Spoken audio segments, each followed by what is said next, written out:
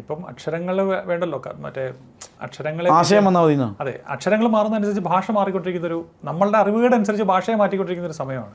ഭാഷയില്ല, ഭാഷയാണ് പറയുന്നത്. ഭാഷ.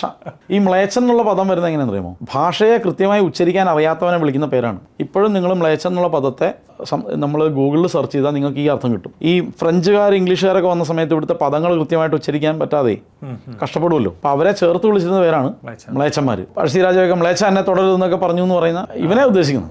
ഈ അർത്ഥത്തിൽ തന്നെ അത്, അല്ലാതെ വേറെ. അപ്പോൾ ഭാഷ ഉച്ചരിക്കാൻ അറിയാത്തവനെ വെറും മ്ലേച്ഛനായിട്ട് കണ്ടിരുന്ന കാലമുണ്ട് നമുക്ക്. അക്ഷരങ്ങൾക്ക് അത്ര പ്രാധാന്യം കൊടുത്തിരുന്നു, അക്ഷരം പഠിപ്പിച്ചിരുന്ന ആശാന്മാർക്ക് വലിയ ബഹുമാനം കൊടുത്തിരുന്നു, എല്ലാം ഉണ്ടായിരുന്നു. ഈ എഴുത്തച്ഛൻ എന്നുള്ള വാക്ക് വരാൻ കാരണം തന്നെ എഴുത്ത് പഠിപ്പിക്കുന്ന അച്ഛൻ, പിതാവിന്റെ സ്ഥാനമാണ്.